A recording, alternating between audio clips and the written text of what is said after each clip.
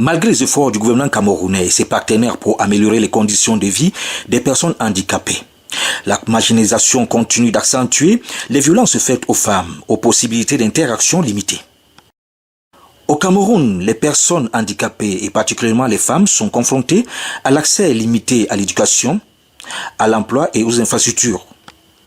Selon le gouvernement du Cameroun, elles sont au moins 500 000 à subir des calvaires très souvent liés à la discrimination.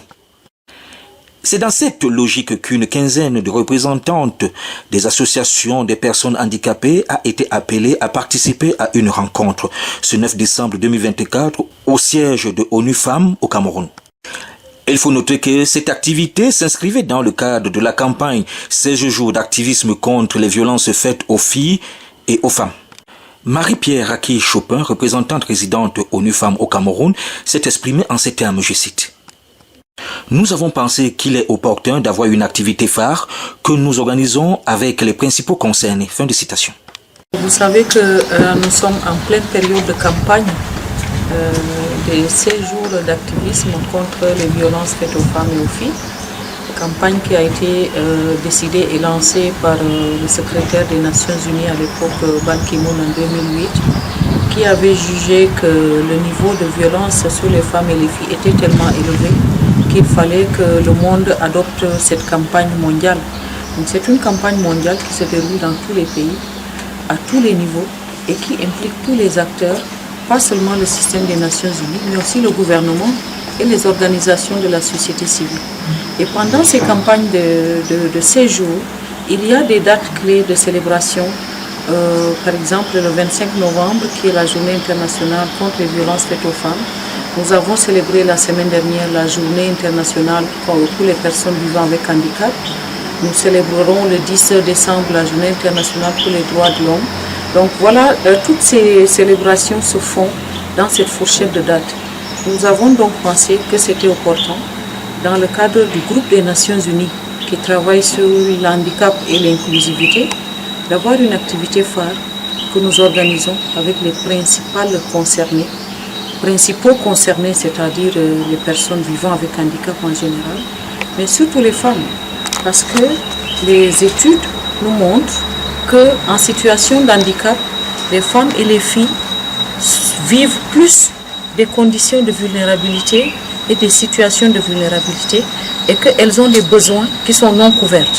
Nous avons donc pensé avoir ce café genre, ce café média avec les acteurs de la presse pour discuter, donner la parole aux principales concernées, les écouter, écouter aussi leurs recommandations, essayer de faire en sorte que ces recommandations se traduisent par un plan d'action qui peut nous aider à mieux les accompagner. Donc c'est au nom de tous mes collègues du système qui sont dans ce groupe des Nations Unies sur l'inclusion et sur l'handicap que nous avons donc organisé cette activité qui pour nous n'est pas que symbolique, ça nous permet de donner de l'espace aux personnes qui vivent avec handicap, notamment les femmes, les écouter leurs priorités, leurs besoins et savoir comment est-ce qu'en tant que système des Nations Unies, nous pouvons venir avec des approches beaucoup plus inclusives. Malgré son handicap, Angéline a catégoriquement refusé de se sentir en marge de la société parce qu'elle a toujours admiré des dames comme Denise Epoté, Mat Voto, Barbara Nkono et bien d'autres. Malgré les railleries et moqueries qu'elle a essuyées depuis son enfance, elle a su imposer sa personnalité dans la société. En tant que femme handicapée, nous subissons une double violence. D'abord, une violence parce que nous sommes des femmes, une autre violence parce que nous sommes des femmes handicapées, ce qui fait que la marginalisation est beaucoup plus accentuée dans tous les domaines de la vie en ce qui concerne les femmes en situation de handicap dans notre pays, le Cameroun. Sur le plan politique, par exemple, vous allez voir, sur 10 000 élus locaux, sur 10 000 conseillers municipaux, les femmes, on ne compte que 2 femmes handicapées conseillers municipales. Sur les 360 maires qu'on a au Cameroun, il n'y a aucune femme handicapée qui est maire. Avec le nombre de députés, on n'a aucune femme députée, aucune femme handicapée sénateur, ce qui fait que la participation, la présence réelle des femmes au niveau de la prise de décision, des femmes handicapées surtout, même lorsqu'on parlait de 30%, on ne voit pas une sensibilité au handicap dans tout ce qui est fait en ce qui concerne la politique au Cameroun.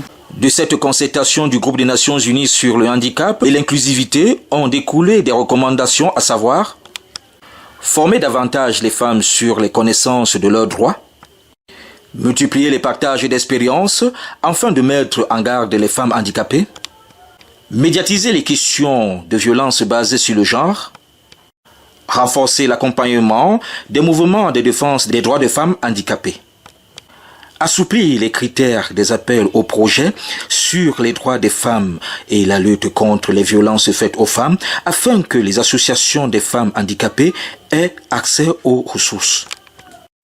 Et enfin, mettre un accent sur les sensibilisations dans des séminaires des différentes administrations.